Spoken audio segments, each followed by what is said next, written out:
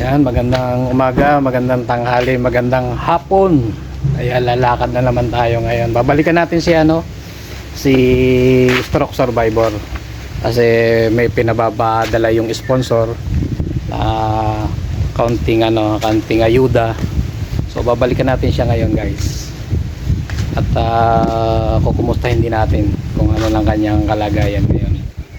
Kasama ko si Mrs. pagbalik doon. Bibili lang kami ng kaunting madadala doon na binigyan ng sponsor. Ayan. Salamat sa nag-sponsor nga pala kay Madam. Thank you again. Salamat sa iyong tulong. So, samahan nyo kami, guys, ha. So, ayan. Nandito na ulit tayo sa ating pupuntahan nga na si Stroke Survivor. Yung part 2 ng ating video. At ito, binabaybay natin yung matarik na daan papunta sa kanilang bahay.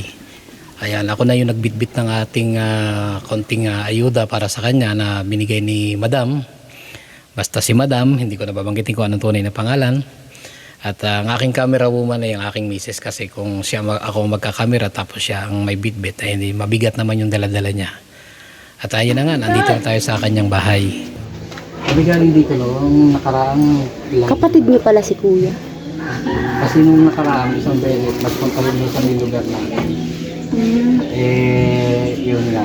Sabi ko sa kanya, kung kuya, pwede ka i-vlog. Bina-vlog namin dahil para kung kahit pa makatulong man lang sa kanya. Kung may makakita mga tao na gusto tumulong, siyempre malaking bagay yun. Sabi niya, na-interview ko siya kay Maro ko, ang hanap buhay nagtitinda-tinda lang, walang-wala rin. Luwas-luwas po. Yun nga, sabi ko, tingnan natin, malay natin, may tumulong, kahit mga pang-grocery mula. Yun nga, meron naman nag-abot, kaya ngayon na kami nakagalit. May sinasabi kasi siya sa amin, yung CR niyo po malayo. Malayo nga. Yung ba, paano ang plano nyo? Dito sa pinaka-CR talaga ninyo? Kasi hindi pa po tapos itong ginagawa po namin eh. Oo. Okay lang o. Dinid na po ilalagay. Yung deposito do sa gawin doon. Opo. Ito yung po. Sabi ko, baka mamaya mayroong gusto kang tumulong sa pagpagawa. Hindi, malaking tulong na yun. Kung okay lang sa inyo na kayo i-mabidyohan, walang problema sa inyo. Kasi hindi naman namin pwedeng i-upload ang video nang wala kayong pahintulot. Kasi ang amin lang naman purpose doon, kasi kung halimbawa mapanood ng mga taong kagaya ng mga kasamahan ko dati sa abroad. Galing ako abroad eh. Doon sa abroad, may mga kakilala ako na tumutulong sa mga kagaya natin mahihirap. Parang grupo namin. So, yun nga, naghahanap kami ng mga tao na pwedeng tulungan. And then, pag may nakalikong kami ng pera, binibigay namin, tulong namin. Hindi naman mismo nanggagaling sa aking bulsa yan dahil ako na may mahirap din eh. Yun nga lang, may grupo ko kaming ganyan. Yun ang aming purpose. Sabi ko, sige, tingnan natin. Pero kung ayaw magpa-video, hindi naman namin pwedeng upload ang video ng walang pahintulot. Ngayon, kaya lang, pagka hindi na i-video, wala naman tayo ma-upload, wala naman silang makikita na pwedeng tulungan. Hindi naman sila pwedeng magpaadala sa akin ng pera na basta na lang na sabihin ko ay may tutulungan ako doon. Wala ako ebidensya, mahirap po yun. Kailangan maging transparent ako doon sa pera eh. Kaya binibideo namin. Yun ho ang namin. Niligo po yan. Ayan yun, mag-aantay kami. Yun po siya sa Gentry dati, nakatira.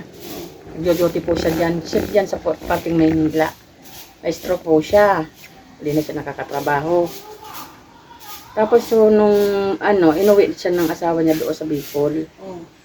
Sabi ko, mabuti nakalakad kasi bagong stroke yun. Hindi talaga siya makabangon sa higaan. Inaalalayan lang ho nung anak bago para bumangon. Ay awanan Diyos naman at nung nakita ko yung kapatid ko, sinin sa akin sa messenger, nakakapaglakad-lakad na.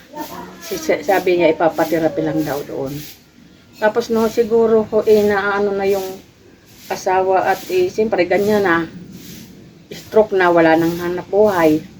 Pinalayas daw ho siya. At talagang pinalaya siya ng asawa? Opo. Grabe namang asawa yun. Ang sabi po ho sa kanya lumayas ka na dito, wala ka na silbi. Yun ang mahirap eh. Di pumunta po doon sa isa kong kapatid sa Ocampo. Tapos po nung naman ang kapatid ko naman na lalaki, ilagi ho naman naalis sa bahay. Nagtatrabaho sa mga palayan. Ay sabi naman sa akin, sabi niya, wala ika dito laging tao, paano ika yan? Kung ano man nangyari dyan, wala man lang makakita, walang kasama. Yung pamangkin naman ay lagi rin naalis. Adi, napagpasya nung inatid dito ho sa amin. Tapos, so, ho, mayroong pong siyang umuwi o nung isang buwan na siguro, umuwi ng Bicol at sabi ayusin niya sa kanyang PWD ID. Kukunin ho daw siya. Pinakuha ho naman niya yung itim niya doon. Tapos kinabukasan, umulik din dito. So Kasi, meron naman kahit pa paano may nakukuha siya sa PWD. Dito, Ayun. nakapasok na siya sa PWD dito? Hindi, kapig-apply ho namin. Kaso lang sabi ko, kailangan kumuha daw ho ng transfer doon. Papatransfer kasi Ay, dito. oo. Kasi naka-member na siya doon eh. Kailangan magparehistro siya dito. Kasi sabi ko, para makaano siya ng PWD dito. Pero may Ina-apply ho sinasabi namin. si Kuya na siya daw ay dating security, may nakuha naman siyang nakapondong pera na ginagamit niyang maintenance. May totoo ba Hindi yun? ko alam kung siya kasi ngayon lang ho siya nakakuha ng ang pension sa PWD po. Sa PWD siya nakakuha, pero yung sa dating agency niya, sabi niya meron daw siya Hindi nakuha. ko alam. Kasi tinatanong, paano ka o maintenance mo? Sabi niya, meron naman akong nakuha sa aking dating trabaho. Nito lang pong January siya nakakuha ng niya eh. Ah, Kinuha siya ng ATM nga, kinuha niya nga sa so Bicol. parang baka hindi mali. Kaso lang, ang sabi ko, hindi mo ba kinuha ang transfer mo? Hindi daw, sabi ko, sayang naman yung pag-uwi mo.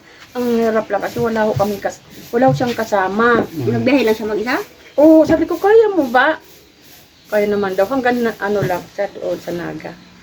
Doon talaga nag-aayos ng mga doon ho siya nag-file ng mga niya, requirements. Kaso lang, mag-text daw sa kanya na kunin na raw yung ATM niya ng papasok doon yung sa PWD pensioner o pension niya. Paano ang mga check-up niya? Sinong nasama sa kanya? May mga check-up siyang pala. Minsan ho yung kapatid kong isa diyan si Ate Beth. Minsan naman pag ako ang nagsama.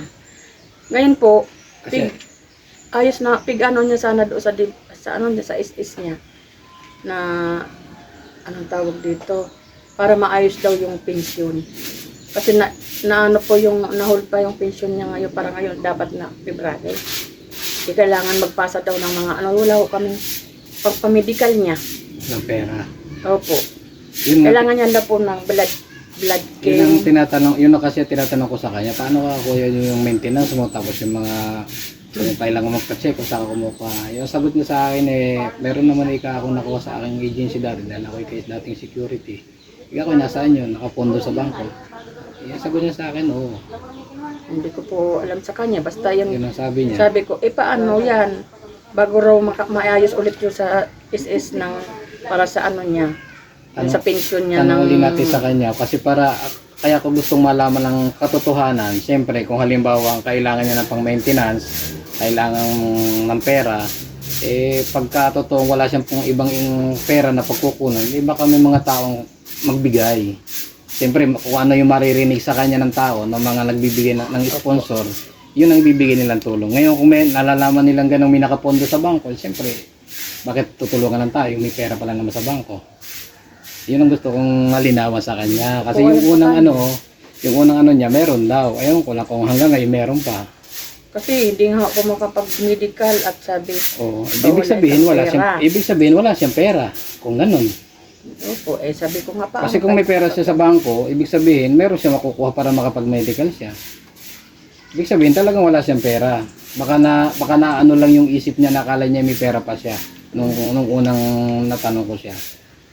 Kasi di ko ho alam kung kasi ang asawa niya po lang bumayon. Pero pagka Baka naman yung nakuha niya, nadali din ng asawa hindi ko niya. alam kasi Ay, baka patay. kasi ang dati ang itiin niya nasa asawa niya. Kung siya nagtatrabaho pa. Oo. Ngayon, di ko alam. Siyempre baka alam ng asawa na sabihin yung account doon na ano, di ko alam kung baka Kasi mamaya ganun na, nakuha. ayun, narinig nito, kami din magkasama nung unang punta namin doon. Yun nga, sabi niya, kuya, paano yung maintenance mo? Nag-maintenance daw siya. Kaya so, magkano sa isang buwan ng maintenance mo? Ang sabi pa nga niya sa akin, maabot ng 40,000.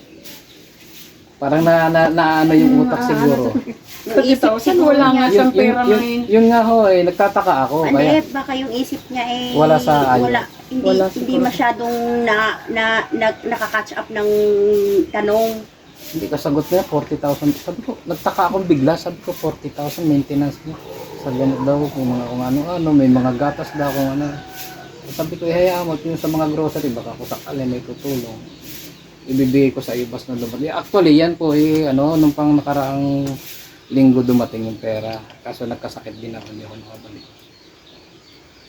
So, ngayon lang ako ulit nakalabas. So, sabi ko nga, paano nga maayos yung sa SS mo? Nung Ay, sa para nagtataka ako, sabi ko, 40,000. sa ang laki. PWD. Napakalaking maintenance pati nung 40,000 mo sa isang Oo, buwan. oo. Sabi ko, Hindi Wala naman siya, nga hindi ako naman sa- siya nagtitherapy, wala naman siyang taga-alaga.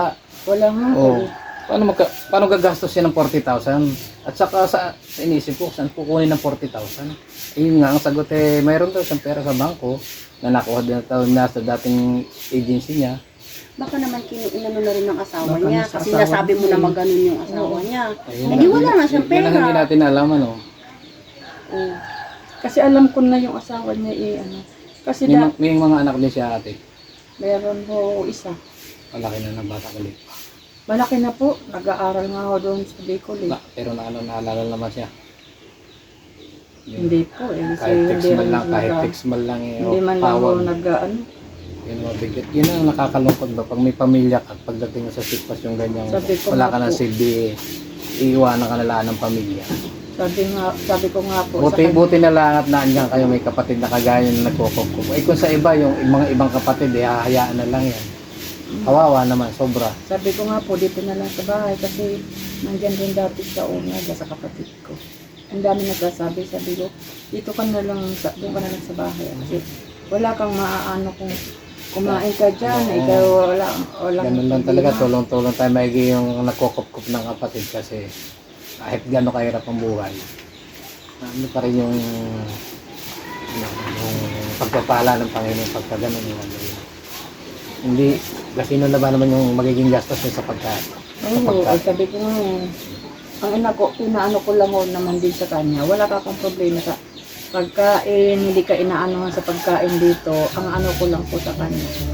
Huwag ka naman yung pasobra kasi ikaw ka yung high blood. Yun nga. Oo, Tama oo. yung kontrolado. Sabi ko, Oo. kasi minsan na ano ko, sila ka nakakadalawang beses yan. Ay, masarap siyang kumain. Mm-mm. Dapat nagkukontrol. Sabi ko, control ka Control sa talaga siya. pagkain, lalo na sa kanin. Ako nga, Kasi nagkocontrol din ako sa pagkain Kasi ko. kako, hindi naman kako sa pinag-ano ka ng pagkain. Totoo yun. Kasi pag ganyan nag-survive ka pala ng sakit mo, kailangan kontrolado Sabi ko ka sa nga. lahat ng bagay. Hindi naman kako sa ikaw yung inaano sa pagkain. Mag-control ka kasi high blood ka. Ay paano pag ikaw na inatake na naman yung ano. Sino maririnig ako? Ako. Kami. Kaya, Kaya sabi ko, hindi ako nag-aasa doon sa akong kapatid kasi ayaw ko na mayroong masasabi. Kasi half sister ko lang siya. Half sister lang siya. Kayo talaga tunay. Kami po. ay kaya pala. Ayun nga, kayo laman talaga. Kaya sabi ko, ano kung doon sa bahay, walang problema. Kung kumain ka kung gusto mo.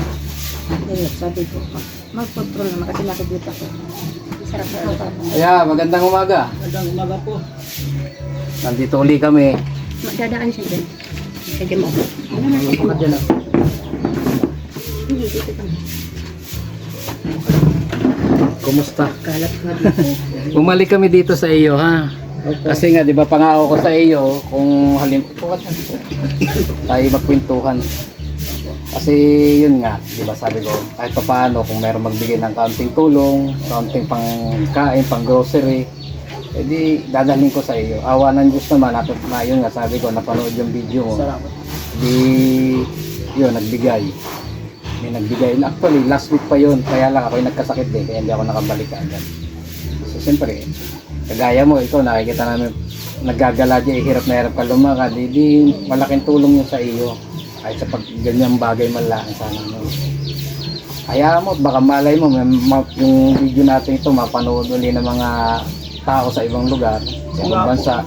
Di, malay natin makatulong dito sa pagpapaayos ng inyong bahay. At saka Mabuti na pwede ako na apirahan sa ulo kasi gusto na akong paoperahan ng asawa ko nung nandun ako sa Bicol.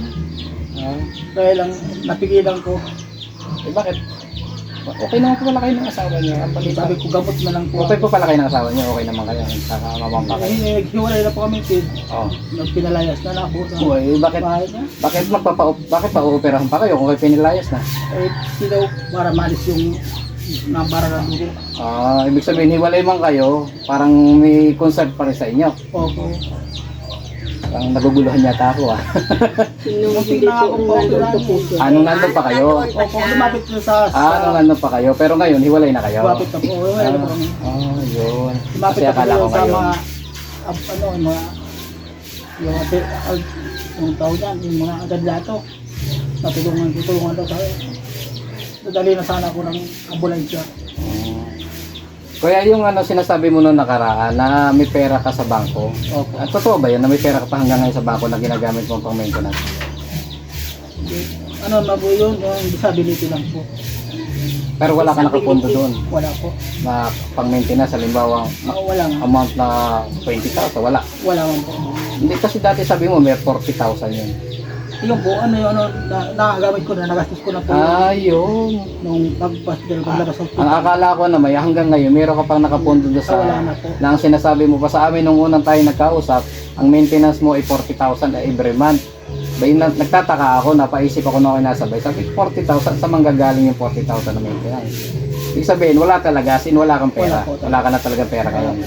Yun ang gusto ko malinawan.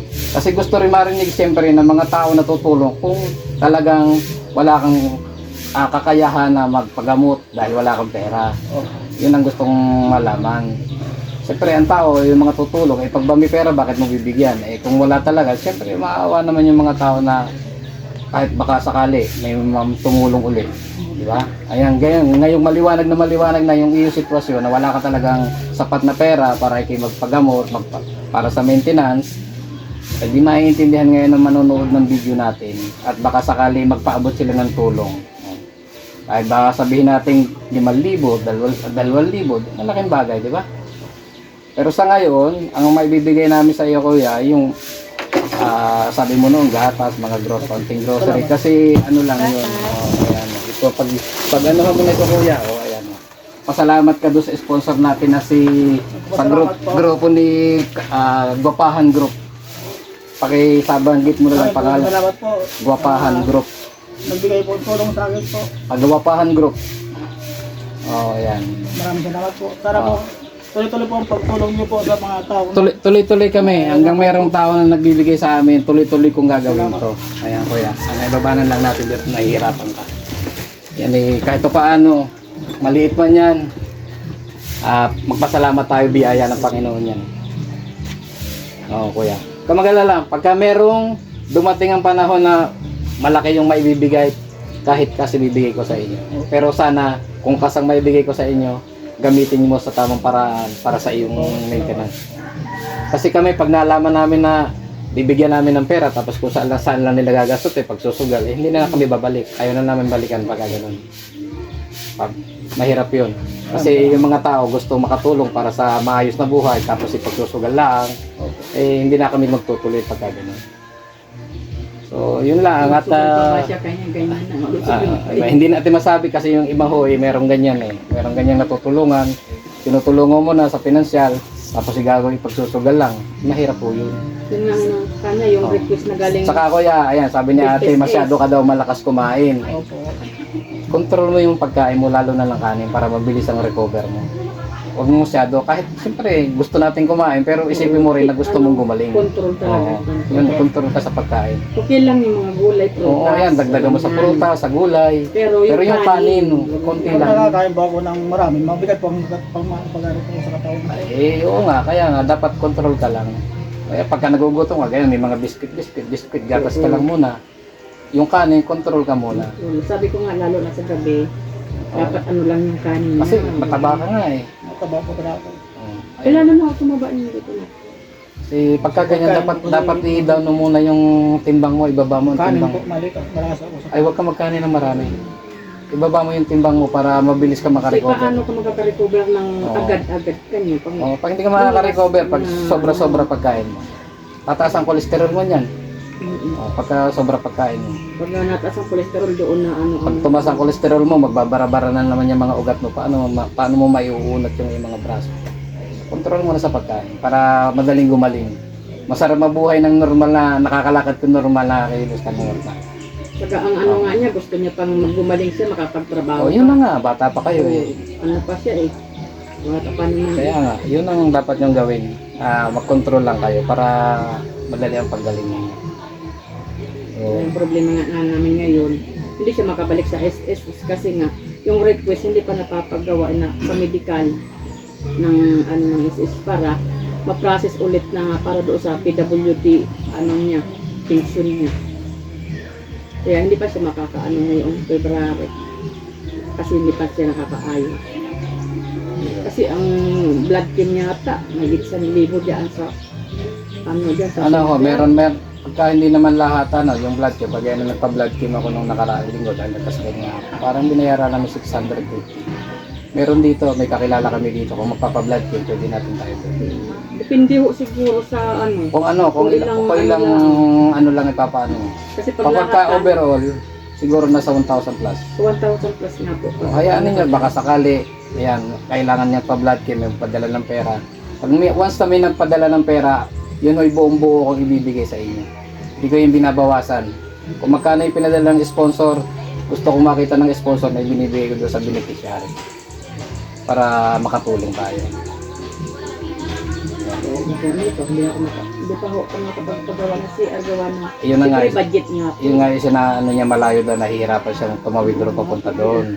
Ngayon, kung kayo halimbawa ating makapagpagagawa kayo ng deposito, kahit hindi ganun kalalim, dito tulungan na lang namin kayo makapagbuo ng pinakaano dito kung sakali may mag-abot ng pera. Dito mga po. Oo. Pag kami nag-abot ng pera kasi meron kayong nakasabay na isang beneficiary doon, inuna yata yung bahay doon na sirang-sira, kawawa yung matanda. Sirang-sira talaga, sira, mabuti ang inyo, yero, bubong eh. Yung kanya hindi. Ayun na parang inuna nilang binigyan. So, baka susunod, sakali, hindi natin sigurado, may awaan Diyos. Kayo naman ang bigyan ng para doon sa inyong paggawa ng CR. Hayaan ninyo. At yun mangyayari, kakaloob ng Panginoon Diyos yan. Sina pa nga yun. Ganun talaga ang buhay nating mahihirap, tsaga-tsaga. Kami, naranasan ko rin natin yung mabuhay ng ganito sistema ng bahay. Pero awa ng Diyos, siyempre, nagsikap, kahit pa paano, nakapagpagawa ng medyo maayos. Ganun lang ang buhay, yan nakukuha yan sa dasal. Huwag kayong lalayo sa itaas at yan ang number 1. Eh dati nga ho, sa kay Misas kami, palipat-lipat kami ng bahay. Kasi wala ho kami sarili talagang Awan Diyos, nakabili kayo lupa rito. na titirikan ng bahay. Awa ng Diyos nung ako'y mayroon pang trabaho. Ano ako nito yung looted na ito dito na mayroong pwedeng hulugan. Yun po, ginawa kong, nag-down lang po ako ng 3,000 siguro yun. Tapos buwan-buwan po ako naguhulog na laang.